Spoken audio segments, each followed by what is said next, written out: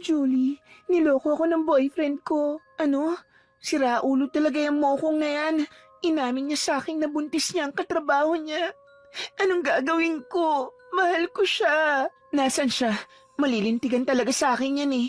Ang kapal naman na mukha niyang ipagpalit ka. Dalian mo, pupuntahan natin. Julie, huminahon ka. Ang mabuti pa, uminom na lang tayo. Wala na rin naman ako magagawa kasi buntis na yung babae. Mabilis na hinila ni Jillian si Julie papunta sa bagong bukas na bar sa kanilang barangay. Wala naman siyang nagawa kundi ang sumama na lang dito. Sa katunayan niyan, hindi na bago sa kanila ang mga ganitong senaryo. Dahil mula nang ipinanganak sila, parang magkarugtong na ang kanilang pusod. Hindi mapaghiwalay at laging nakabuntot sa isa't isa. Kuya, isang bote pa nga ng beer. Tama na yan, uuwi pa tayo. Hay nako, manahimik ka nga dyan, Julie. Hindi mo alam ang nararamdaman ko kasi hindi ka pa naman nagkaka-boyfriend. Wala sa plano ko yan. Nakafocus pa ako sa trabaho. Alam mo namang kailangan ko magpadala ng pera kila nanay eh. Hay nako, ang sabihin mo walang nagkakagusto sa'yo. Magpapayat ka na kasi. Para ka ng si Winnie the Pooh sa laki ng tiyan mo tapos naka-crop top ka pa. Ikaw talaga, pinansin mo na naman ng taba ko. Alam mo namang may sakit ako kaya nahihirapan ako magpapayat. Hindi yun ganon. Puro ka rin kasi trabaho kaya wala kang oras sa pag-exercise. Hindi ka naman mapopromote dyan. Sanay na si Julie sa mga pasaring ng kanyang kaibigan. Masakit man ang mga sinasabi nito, wala rin siyang magawa kundi ang mga tuwiran o manahimik na lang. Kung ibabalik niya ang panlalait na natatanggap niya kay Jillian, wala siyang maipipintas. Maganda ang kanyang kaibigan. Sexy, talented at magaling makisama. Kaya maraming tao ang nawiwili rito. Samantalang si Julie naman, kabaliktaran nito. Mahiyain, may katabaan, matalino nga ngunit wala namang gaanong maipagmamalaking talento. Ilang sandali pa, nagulat sila dahil may lalaking lumapit sa kanila at hiningi ang number ni Julie. Hey boy, yung akin ba hindi mo hihingin? Sorry miss, interesado ako sa kasama mo eh. Can I join you here? Sige, pero saglit lang ha. Magsi-CR muna ako. Psst, Pogi, anong nagustuhan mo sa kaibigan ko? Eh, kita mo naman na parang puputok ng kanyang pantalon, oh. Hindi ko rin alam pero nagagandahan ako sa kanya. Ha? Malinaw ba ang mata mo? Sa bagay, medyo madilim dito. Pairam ng phone mo. Bakit? Isisave ko rin ang number ko. Just in case na luminaw ang mata mo kinabukasan. Tumawa si Jillian ng mainhin at mapang-akit. Hinawakan niya rin sa hita ang lalaki ngunit mabilis itong umiwas kaya nakaramdam siya ng inis. Ibinagsak niya ang bote sa mesa ng pagalit. Wow, ayaw mo talaga sa akin? Gusto mo talaga sa kaibigan ko? Eh dati yung pokpok. Alam mo ba, nakipagrelasyon yun sa matanda para lang makapasok sa trabaho dito sa Manila. Kaibigan ka ba talaga niya? Bakit parang sinisiraan mo siya kapag wala siya sa harap mo? Che, nagsasabi lang ako ng totoo. Kung ayaw mong maniwala, ikaw rin, baka mamaya mahawaan ka pa niya ng sakit niya. Umalis ang lalaki at bumalik sa mga kaibigan nitong nagtatawanan. Samantalang nagtataka naman si Julie sa masamang titig at mataray na pag-irap sa kanya ni Jillian. Ilang sandali pa, napansin niya na wala na rin sa tamang wisyo ang kanyang kaibigan, kaya isinakay niya na ito sa taxi pauwi ng apartment nito. Kinabukasan ay nagkausap muli silang magkaibigan. Julie, nag-text na ba sa'yo yung lalaki sa bar? Mukhang type ka, pero hindi natin alam kung hanggang kailan kanya magugustuhan. Oo, masyado ngang makulit kaya hinahayaan ko na lang. Wow, pakipot ka pa ha. Alam ko namang gusto mo rin ng idea na may nagkakagusto sa'yo. Alam mo, Jillian, asikasuhin mo na lang yung mga requirements mo para makuha ka na sa trabaho. Oo na, gagawin ko na. Basta best friend, ikaw na bahala sa akin ha. Close naman kayo ng manager mo eh. Kaya sabihin mo na i-hire agad ako. Alam mo naman, 3 months na akong walang trabaho. Kaya gawin mo ang lahat para matanggap ako ha. Oo na, ako nang bahala. Hindi mahirap para kay Julie na ipasok ang kaibigan sa kumpanyang kanyang pinagtatrabahuhan dahil naging maganda ang reputasyon niya rito. Nakilala siya bilang napakahusay sa paggawa ng bagong produkto at pagresolba ng mga problema ng kanilang department. Jillian, so ano? Magkababata kayo ng aming soon-to-be manager? Oo, at marami kayong hindi alam tungkol sa kanya. Katulad ng ano? Masyado kasing tahimik si Ma'am Julie, kaya wala kami masyadong alam. Tahimik pero nasa loob ang kulo. Secret lang natin to ha, pero nung college kami, ipinagpalit niyang sarili niyang katawan para lang ipasa siya ng prof namin. Kaya simula nun, wala nang nagtangkang manligaw sa kanya. Siguro, dala na rin yun ng pandidiri. Totoo ba yan? Baka kaya type din siya ng manager natin kasi easy to get yang si Julie. Siguro nga naikama na ni Sir yan kaya siyang palaging pinapaboran. Ngayon, naiintindihan ko na rin kung bakit ilag siya sa mga taong ka-level niya. Mas gusto niya pala yung may matataas na posisyon sa kumpanya. Di hamak na mas magaling ka rin kay Julie, Jillian. Tignan mo ang report mo, isang gabi mo lang tinapos. Kung mas nauna ka lang kay Julie, nako, baka ikaw ang magiging manager namin dito. Lumapad ang ngiti ni Jillian nang marinig ang lalaki't babaeng katrabaho nila. Lalo na sa mga reaksyon nito sa gawa-gawang kwento niya na nakapagbigay sa kanya ng mas matinding emosyon upang lalong siraan ang kaibigan. Nagagawa niya yon sa kabila ng si Julie ang nasa likod ng magagandang presentation ni Jillian. Sinasalo nito ang lahat ng gawaing ibinibigay sa kanya na hindi nito mapanindigan. Sir, ano pong nagustuhan niyo kay Julie? Marami po kasing mga empleyado na kinu-question ang pagpili mo sa susunod na manager. Magaling si Julie. Malaki na rin ang naiambag niya sa department natin. Bakit? May problema ba? Wala naman po. Nagtataka lang ako kasi nung hindi pa po siya nagtatrabaho rito, palagi ko po siyang tinutulungan sa mga report at project proposals niya. Totoo ba yan? Hangang-hanga pa naman ako sa kanya kasi sabi ko napakatalinong bata. Opo, sir. At saka nung college po kami, naku, muntik na yung ma-kick out dahil kinopya ba naman yung thesis ng kaklase namin? Ha? I'm so disappointed. Hayaan mo at gagawa ko ng panibagong listahan kung sino ang mga candidate para sa posisyong ito. Walang kamalay-malay si Julie na ang inaasahan niyang promotion ay hindi na matutuloy dahil sa paninira ng kanyang kaibigan. Marami rin siyang katrabahong naging ilag sa kanya, ngunit hindi naman niya alam ang dahilan nito. Ma'am Julie, may nagpapabigay po sa inyo ng bulaklak galing daw po sa boyfriend mo. Salamat, Manong Guard. Boyfriend, baka naman binili mo lang yan para sa sarili mo, Julie. Kaloka ka naman, Mars. Alam naman namin dito wala kang boyfriend, no? May nagkakagusto pala sa'yo, Ma'am Julie. Nako, 30 years old na yung mom nyo. Baka desperada na kaya kung sino na lang ang magkagusto sa kanya, papatulan niya na. Kanino ba kasi yan galing? Sa boyfriend ko. Naalala mo ba si Patrick? Boyfriend ko na siya. Magdadalawang buwan na. Pilit nang umiti si Julie bago nagtungo sa office nito. Hindi niya maiwasang makaramdam ng lungkot at inis dahil hindi man lang nilugar ng kaibigang si Jillian ang mga biro nito tungkol sa kanya. Ilang sandali pa, pumasok ang kanilang manager at kinausap si Julie. Julie, gusto sana kitang kausapin tungkol sa promotion. Ano po yun, sir? Na-realize ko kasi na masyado kitang pinapaboran. Kaya hindi ko napansin na hindi pa sapat ang qualifications mo para sa posisyong ito. Pero sir... Pasensya ka na. Nakita ko na may mas deserving pa kaysa sayo. Hindi na hinayaan ng kanilang manager na usisain pa ni Julie ang dahilan kung bakit hindi na siya mapopromote. Masakit ito para kay Julie at wala na siyang magagawa kundi tanggapin na lang ang desisyon nito. Paglabas niya ay sinalubong agad siya ng kaibigan niya sa trabaho na si Emiel. Mars, anong sabi sa'yo ni sir? Hindi ka na mapopromote? Ha? Paano mo nalaman? Kung alam mo lang kung ano mga sinasabi ng BFF mo pag wala ka. Sinabi niya sa mga katrabaho natin na bayaran ka. Pinagpalit mo raw ang katawan mo para makapasa ka nun sa college. Kaya posible rin daw na ganun ang ginawa mo ngayon. Marami pa siya sinasabi tungkol sa'yo. Pati na rin yung mga project proposals mo noon, idea niya raw. Ha? Nagbibiro ka ba? Best friend ko si Jillian, kaya hindi niya yun magagawa. Dahil walang katotohanan ng kahit na ano sa mga kwentong yun.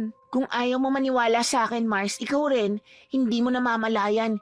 Pinutuklaw ka na pala ng kaibigan mong ahas. Natawa na lang si Julie sa mga narinig niya at mas piniling magtiwala kay Jillian. Kilala niya ang kanyang kaibigan. May pagkaprangka at minsan ay hindi maganda ang mga biro. Ngunit sigurado siyang hindi siya kayang siraan ito.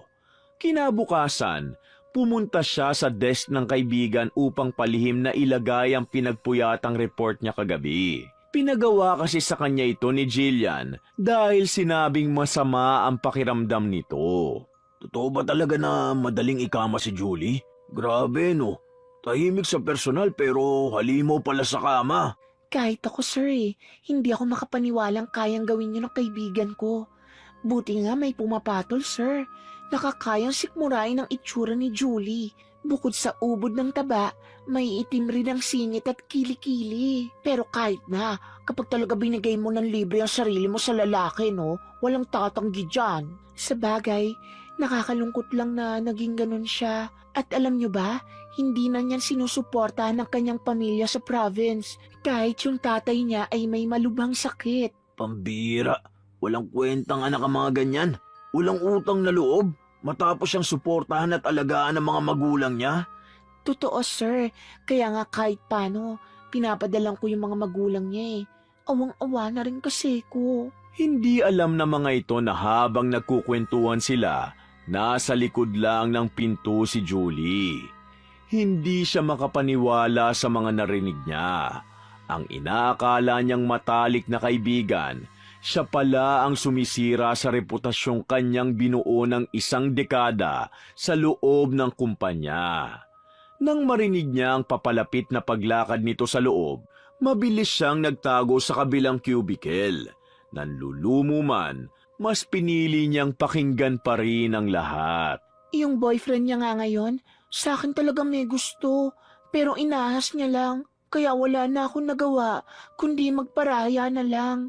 Ay, ahas talaga yung kaibigan mo. Hindi kita masisisi kung tatraydorin mo siya. Kasi kahit ako, gaganti ako dun, no? Nako, kahit na ganoon, hindi ko siya kayang kumprontahin tungkol doon. Kaya naman, hinayaan ko na lang. Wala mabait ka kaya palagi kang naaabuso. Uy, teka, ito na ba yung sinabi kong report sa'yo? Oo. Sumakit na ang ulo ko dyan Kasi naman 2 report ang ginawa ko kagabi. The best ka talaga, Jillian. Hayaan mo, ililibre na lang kita sa Starbucks pag sahod natin. Alam niyo ba, hindi na pala mapopromote si Julie. Os? Baka kasi dahil hindi siya pumayag na ibenta ang katawan niya dahil may boyfriend na nga siya. Natatakot yata na mahuli. Nagtawa na ng mga ito. Saka pa kunwaring sumusuka si Jillian para ipakitang nandidiri siya sa kaibigan. Hindi na kinaya ni Julie ang pambabasto sa kanya, kaya mabilis siyang nagtungo sa office. Nasasaktan siya sa lahat ng peking kwento nito dahil wala siyang ibang ginawa kay Jillian kundi ang suportahan at siguraduhin na palagi itong may kasama tuwing makakaranas ng matinding problema. Isang araw, pag-uwi niya sa inuupahang apartment, Patrick, mahal, pabukas naman. Bukas yata yung pinto, Ining. Nandyan din ang kaibigan mo Salamat po, Manang. sinubukang pihitin ni Julie ang pinto at bukas nga ito. Kaya agad din siyang pumasok sa loob ng apartment. Nagtataka naman siyang umupo habang hinuhubad ang kanyang sapatos dahil sa mga nagkalat na gamit sa sahig. Nakarinig din siya ng mga mahihinang impit ng isang babae sa loob ng kanyang kwarto. At dito tumambad ang kanyang kaibigan at kasintahan na naghahalikan sa sulok ng silid. Walang hiya kayo, mga baboy! Mahal, Sumulpot ka na naman. Pagkakataon ko na sana to Buisit ka talagang babae ka. Humanda ka sa akin. ang lalaki kanina nakasandal sa pader, biglang bumagsak sa sahig. kasabay ng malalakas na paghilik dahil sa sobrang kalasingan nito. Nagdilim naman ang mga mata ni Jillian. Siya pa ang galit na sumugod kay Julie. Sinapok ito ng ubod ng lakas. Hinablot niya rin ang buhok ng kaibigan at walang awang hinila pababa saka pinagsasampal. Gumanti naman si Julie ng sampal at kalmot, kaya agad din siyang nakawala. Ang kapal na mukha mo. Pagkatapos kitang tulungan sa lahat, ganito lang ang igaganti mo sa akin. At ikaw pa ang galit. Manahimik ka dyan, tababoy ka. Wala kang tinulong sa akin. Lahat ng sayo dapat sa akin. Si Patrick, yung work mo, lahat ng mamahaling gamit na meron ka, dapat sa akin. Naririnig mo ba ang sarili mo? Lahat ng meron ako dahil yun sa paghihirap ko, sa pagtitipid ko, sa pagtsatsaga ko. Kaya anong karapatan mong angkinin lahat? Nanahimik ako, Jillian. Lahat ng paninira mo sa akin, pati na rin pagsabutahe mo sa promotion ko, pinalampas ko. Hindi mo naman deserve ang lahat ng yun eh. At sisiguraduhin ko na wala sa iyong mapupunta kahit alin sa mga yon. Sa akin na rin si Patrick. Hindi ka pwede maging masaya sa buhay mo. Matapos ang insidenteng yun, nawalan na ng ganang pumasok sa trabaho si Julie. Hindi rin siya kumakain o lumalabas man lang ng apartment. Malinaw na rin para sa kanya na niloko siya ng kanyang kasintahan, kaya hindi niya na ito magawang harapin. Matapos ang ilang linggo, napagpasyahan niya na rin pumasok sa trabaho. At bumungad naman sa kanya ang kanyang kaibigang si Emiel. Mars, 2 linggo ka ring nawala ah. Naku, nung nawala ka rito, ang daming kwento tungkol sa'yo. Pumasok si Jillian na puno ng pasa at sugat. Ang sabi niya, binugbog mo raw. Kaya umanda ka dahil baka kausapin ka ni boss. Ay, pumasok na pala ang ahas at basagulerong Ma'am Julie natin. Real quick, from promotion to demotion si Julie. Julie, halika sa office ko. Kailangan natin mag-usap. Kung balak niyo po akong paalisin sa kumpanya, hindi na po kailangan. Ito na po ang resignation letter ko. Salamat. Nagulat ang mga katrabaho niya at sabay-sabay na nagbulungan. Samantalang si Jillian naman, malapad na ngumiti sa gitna ng kumpol ng mga empleyado. Taas noong naglakad si Julie bitbit ang ilan niyang mga gamit. Medyo malaki ang kanyang naipon sa pagtatrabaho, kaya kahit 1 taon siyang magpahinga, hindi siya magiging pabigat sa kanyang pamilya. Nakapagsabi na siya sa landlord niya na uuwi na siya ng probinsya, kaya naging mabilis din ang pag-asikaso niya bago umalis. Manong, 10 biyahe to. Wala po kasing karato lang nakalagay sa labas. Sa Kapalonga, iha. Saan ka bababa? Dumadaan din kasi kami sa Bagong Silang. Sa Kapalongga rin po ang baba ko, Manong. Sige iha. Doon ka na lang umupo sa kanan, malapit sa bintana. Yung iba kasi naka-reserve na. Sige po, Manong. Maraming salamat po. Dumiretso si Julie sa upuang itinuro ng konduktor. Ilang sandali pa, umandar na ang pampasaherong bus. Sa labas, nasisinaga ng araw ang mga kalsadang dinaraanan nila. Ang mga maliliit na sasakyang nagmamadaling dumaan at ang mga taong tila abala sa kanika nilang mundo. Habang pinagmamasdan niya ang tanawin sa labas ng bintana, unti-unting bumalik sa isip ni Julia ang mga alaala ng sakit na pilit niyang inaalis sa isipan. Doon, sa gitna ng pag-ugoy ng biyahe, hindi niya na napigilang mapaluha. Iha, anong nangyayari sa'yo? Bakit ka umiiyak? May masakit ba sa'yo? Wala po, Lola. Sigurado ka ba, Iha? Sobrang mugto ang mga mata mo. Ano palang pangalan mo? Julie po. Ayos lang po talaga ako, Lola. May iniisip lang po ako. Ay, ganun ba? Ay, nako. Hindi man tayo magkakilala, Iha. Sana'y maging maayos ka. Kung ano man ang pinagdadaanan mo, tandaan mong lilipas din yan. At kung may nanakit man sa'yo, hayaan mo. Ang karma na ang bahala. Ipagdarasal kita. Nang marinig yon, Lalo pang napaluha si Julie at bigla niyang niyakap ang matanda, na agad ding yumakap sa kanya.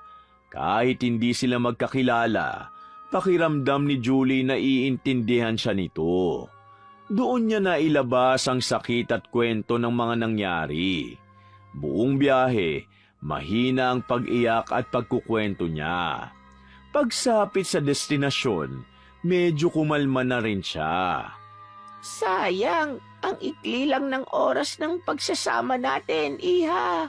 Kaya nga po saan po pala kayo rito sa Kapalongga, Lola? Sa Kalabaka ako. Medyo malayo po pala sa lugar ko. Poblasyon po kasi ako. Oo nga, sana'y magkita pa tayo. Pumupunta ako minsan sa Kapitolyo. Dumadaan ako sa poblasyon. Ganun po ba? Maraming salamat po sa magagandang salita, Lola. Medyo gumaan po ang pakiramdam ko dahil sa inyo. Nako, walang anuman. Gusto mo ba tulungan kita para maparusahan niyang kaibigan mo? Paano po? Tawagan mo ang numerong ito. Tinanggap ni Julie ang papel na inabot ng matanda at tinignan ang numerong nakasulat doon. Pulang tinta ang ginamit, matingkad, parang dugo. Nang akmang magpapasalamat sana siya, napansin niyang malayo na ito at nakasakay na ng tricycle. Kumaway pa ang matanda bago tuluyang umalis. Ipinagkibit balikat na lang yun ni Julie at tinago ang papel sa bag. Balak niyang tawagan ang number na yon pag-uwi. Medyo nalungkot pa siya dahil hindi man lang niya naitanong ang pangalan ng matanda. Oh, Julie, ba't bigla ang pag-uwi mo? Hindi ka man lang nagsabi. Papunta kami sa bahay ng lolo mo ngayong gabi. Nag-day off po ako ngayon, Nay. Ilang araw din kaya naisipan ko pong umuwi. Hindi na po ako nakapagsabi. Medyo masama po kasi ang pakiramdam ko. Mukha nga. Ayos ka lang ba, anak? Hindi ka naman ba bugbog sa trabaho? Ayos lang po ako, Nay. Medyo masama lang po talaga ang pakiramdam ko. O siya, sige. Magpahinga ka na muna ron sa kwarto mo. May pagkain dyan sa kusina, ha? Sa ref, may gamot doon. Uminom ka kapag nakakain ka na. Ako susunod na muna sa tatay mo sa bahay ng lolo mo. At may mga importante kaming pag-uusapan. Sige po, Nay. Ako na pong bahala dito. Ingat po kayo. Mabilis na pumasok si Julie sa kwarto at bumagsak sa higaan. Kasabay ng buntong hininga na tila pinakawalan ang lahat ng pagod at inis. Ilang sandali siyang natulala at nakatingin sa kawalan, hanggang sa biglang tumunog ang kanyang cellphone. Hindi niya natinignan kung sino ang tumatawag. Sa sobrang pagod, agad niya itong sinagot. Mahal, nasan ka? Ba't wala ka rito sa apartment? Ang kapal naman ng mukha mong tumawag pa. Ano, hindi ka man lang ba nagsisisi sa ginawa mo? Huminahon ka, mahal. Pakiusap, hayaan mo ako makapagpaliwanag. Ha? Nasisiraan ka na ba ng pait, Patrick? Para saan pa? Matapos mo akong pagtaksilan, aasta kang parang walang nangyari. At tatawag ka sa akin na parang wala kang ginawang masama. Pakinggan mo muna ako, Julie, kahit 1 minuto lang. Pakinggan ang ano? Ng kasinungalingan mo? Umalis na nga ako dyan para wala ng gulo. Hindi pa ba sapat ang pag-alis ko para maisip mo na wala na tayo? Oo, nakikipaghiwalay na ako sa'yo, Patrick. Kasalanan lahat to ni Jillian, Julie. Siniraan ka niya sa akin. Sabi niya, may lihim kayong relasyon ng dati mong manager para ma-promote ka. Tapos nilasing niya ako at biglang hinalikan. Natigilan si Julie nang marinig yun, na para bang may pumindot sa matagal niya nang itinatagong galit. Umalingaw-ngaw sa kanyang isipan ang bawat salita ng nobyo, at dahan-dahang pumatak ang luha sa kanyang mga mata. Mabilis niyang pinatay ang tawag bago kinuha ang papel na may nakasulat na numero, ang ibinigay sa kanya ng matandang babae. Hello? Sino to? Saan mo nakuha ang number ko? Dun po sa matandang nakasabay ko sa bus kanina. Bakit niya binigay ang number ko sa'yo, Iha? Alam mo bang bawal yon? Hindi mo alam ang pinapasok mo. Pasensya na po. Sabi po kasi sa akin nung matanda, tumawag daw po ako sa number na to kung gusto kong humingi ng tulong para maparusahan ang kaibigan ko. Kulam ang tinutukoy niyang tulong na ito, iha. Kulam? Nagulat si Julie sa narinig. Ngayon niya lang nalaman na totoo pala ang kulam. Napalunok siya at halatang nag-aalangan, ngunit nanaig ang galit. Sa huli, pinili niyang ipakulam ang kaibigan. Umaasang sa ganung paraan, makakabawi siya sa sakit na naramdaman. Gusto ko pong ipakulam ang kaibigan ko. O sige, gagawin ko ng walang kapalit dahil ang nanay ko mismo ang nagbigay ng numerong to sa'yo. Ibig sabihin malala ang naging lagay mo. Ano bang pangalan mo, iha, at ang pangalan ng ipapakulam mo? Ang pangalan ko po, Julie. At yung ipapakulam ko po, yung plastic kong best friend, si Jillian po. Yun po ang pangalan niya. Ana ang pangalan ko, iha, at gagamitan natin ng matinding kulam ang kaibigan mo. At sinasabi ko sa iyo, walang awa ang kulam na ito, na hindi basta nawawala kung hindi magsisisi at magbabago ang ipakukulam mo. Wala na po akong pakialam kung walang awa ang kulam na yan. Dahil ganun din naman pong ginawa sa akin ng best friend ko. Talagang desidido ka na. Kung ganun sabihin mo lahat sa akin ang ginawa sa inang kaibigan mo. Nang sa ganun maging refleksyon yun ng mararanasan niya. Kailangan mo ring punitin ang isang larawan na magkasama kayong dalawa habang ginagawa ko ang pangungulam. Sinunod ni Julie ang utos ni Aling Ana. Ibinuhos niya sa mangkukulam ang lahat ng hinanakit. Ang lahat ng pagtataksil, pagpapanggap at mga gabing halos masiraan siya sa pag-iyak. At ang pag-asang unti-unting naglaho. Tahimik lamang ang matanda habang nakikinig. Baka sa mga mata ang awa at pag-unawa. Pagkatapos, kinuha ni Julie ang larawan nilang magkaibigan sa loob ng frame. Tinitigan niyo ng matagal. Sa kamarahang pinunit sa gitna. Kasabay ng pagkapunit ng litrato, tila may bahagi rin ng sarili niya ang tuluyang nadurog. Sa parehong sandali, nagsimulang kumilos ang mangkukulam upang isagawa ang matinding parusa para sa kanyang kaibigang si Jillian. Napunit ko na po, Aling Ana. Mabuti kung ganon. Tapos ko na rin ang pangungulam sa kanya. Talaga po? May epekto na po ba sa kanya ito ngayon? Oo, iha. Hindi pa ganun kalala ngayon. Pero bukas mas lalala pa. At sa mga susunod na araw, lalo siyang mahihirapan. Asahan mo na magsisimula na ang kaparusahan niya. Maraming salamat po, Aling Ana. Tatanawin ko po tong utang na loob. Dahil sa inyo po, mapaparusahan na si Jillian sa mga nagawa niya. At sana, kahit ganun, ito na rin po ang maging dahilan ng pagbabago niya. Tingnan natin. Sige na, iha. Ibababa ko na ang tawag dahil may panibagong kliyente ulit. Sige po, Aling Ana. May galit at lungkot pa rin sa puso ni Julie. Ngunit sa pagkakataong ito, may bahid na ng saya. Dahil alam niyang mapaparusahan na ang kaibigan. Kaya ng gabing yun, nakatulog siya ng mahimbing. Samantalang sa kabilang dako, ang kaibigan niya ay nagpipigil ng iyak habang nilalamon ng matinding pangangati ang kanyang balat. Diyos ko, ano ba nangyayari? Ang kati-kati ng balat ko. Aray ko, ang kati. Bakit nagkakabutlig-butlig ang mga balat ko? Rashes ba to? O allergy? Baka dahil sa kinain ko. Buisit naman. Baka dahil ko sa binigay na pagkain ni Emiel. Kaibigan pa naman yun ng matabang Julie na yun. Nakakainis. Binuksan ni Jillian ang ilaw ng kwarto at humarap sa salamin.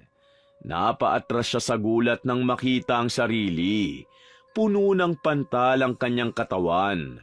Namumula at nagsusugat-sugat.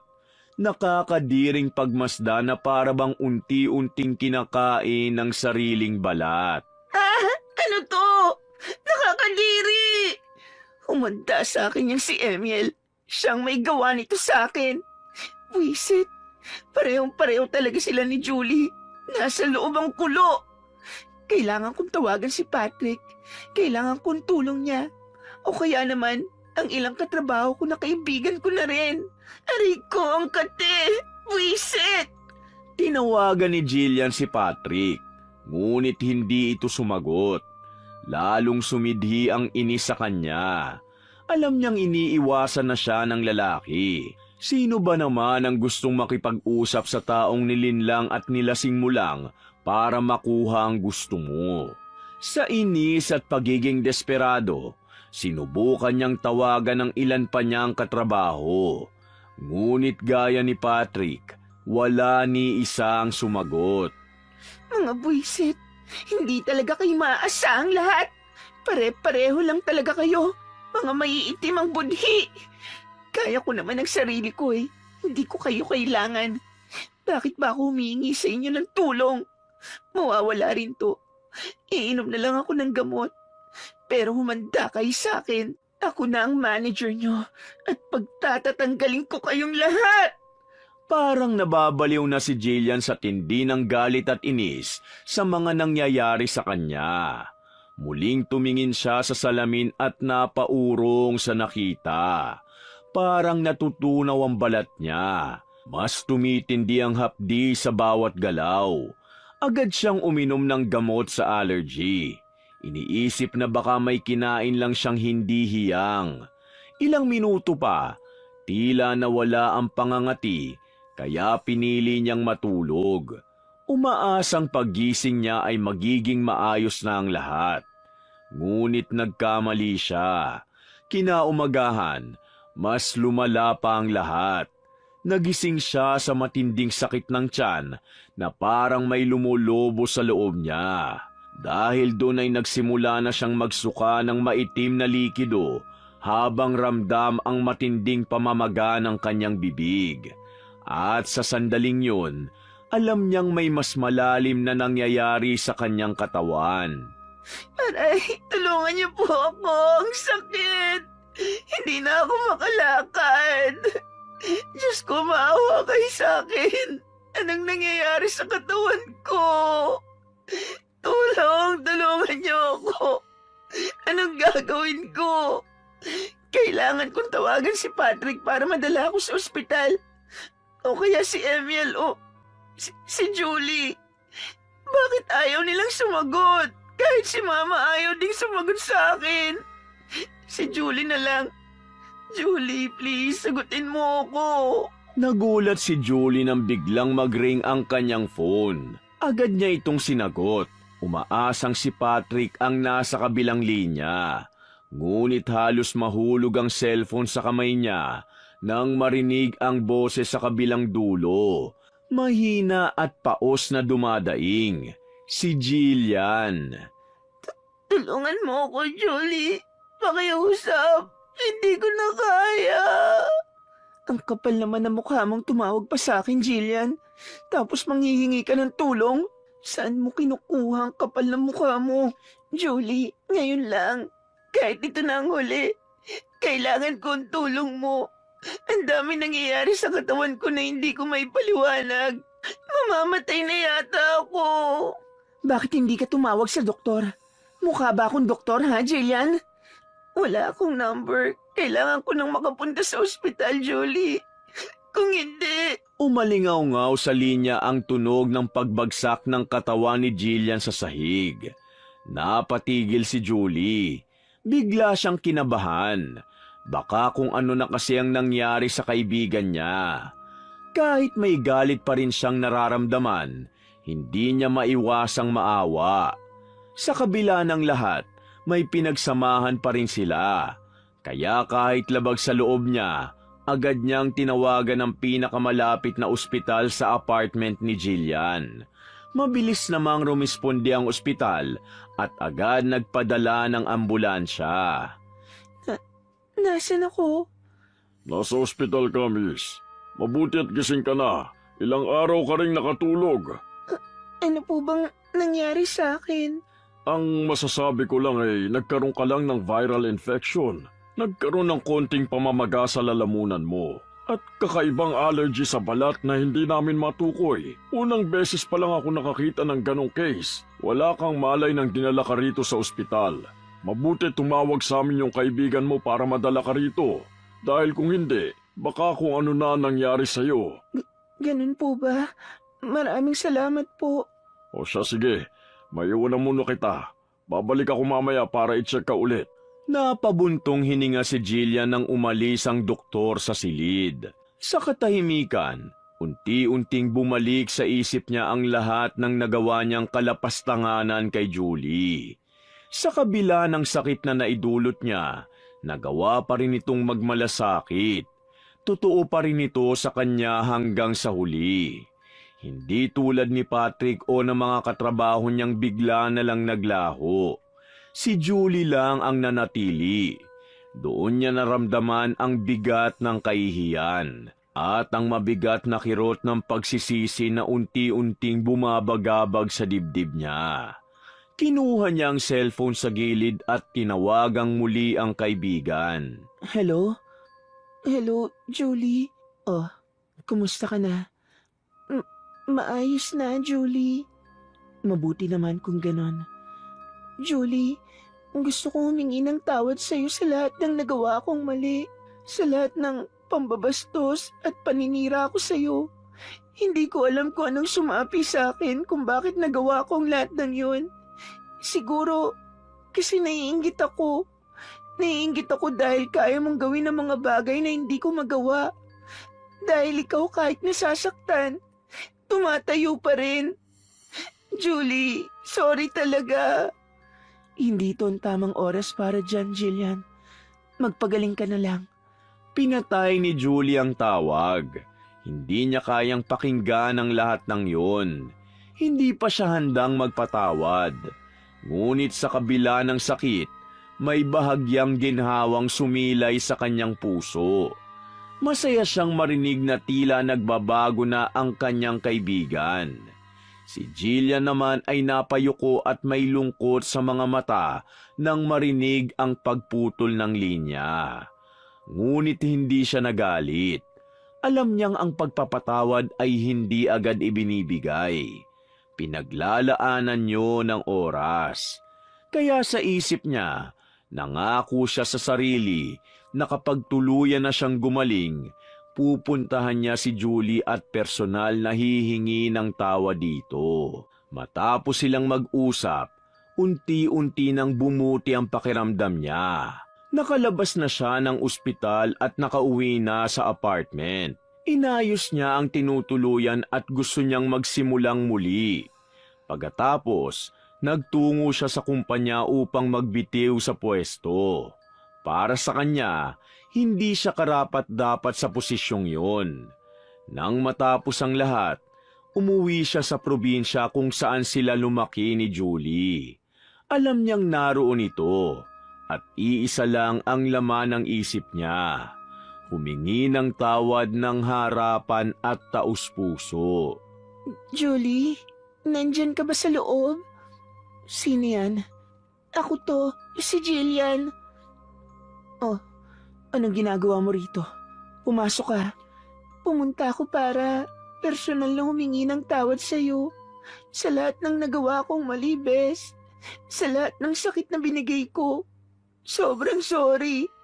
Alam kong hindi mo ako agad mapapatawad. At ayos lang. Ang mahalaga na sabi ko sa wakas ang totoo. Hindi pa rin okay ang lahat sa akin, Jillian. Pero sa nakikita ko ngayon sa'yo, masaya ako. Kasi nagbago ka na. Ikaw na yung batang Jillian na nakilala ko. Salamat dahil humingi ka ng tawad. Pero sorry dahil hindi pa talaga ako okay para patawarin ka. Pwede naman tayong mag-usap, pero hindi na nga lang katulad ng dati. Okay lang, maghihintay ako hanggang sa tuluyan mo na akong mapatawad. Hindi man maibabalik ang pinagsamahan natin. Ayos lang. Ang mahalaga, magkaayos tayo kahit may distansya na. Matapos yun, marami nang nagbago sa pagkakaibigan nilang dalawa. Unti-unti ring napatawad ni Julie si Jillian. Hindi man naibalik ang dating samahan nila. Ang mahalaga, may natuto at humingi ng tawad at mayroong nagpatawad. Wakas!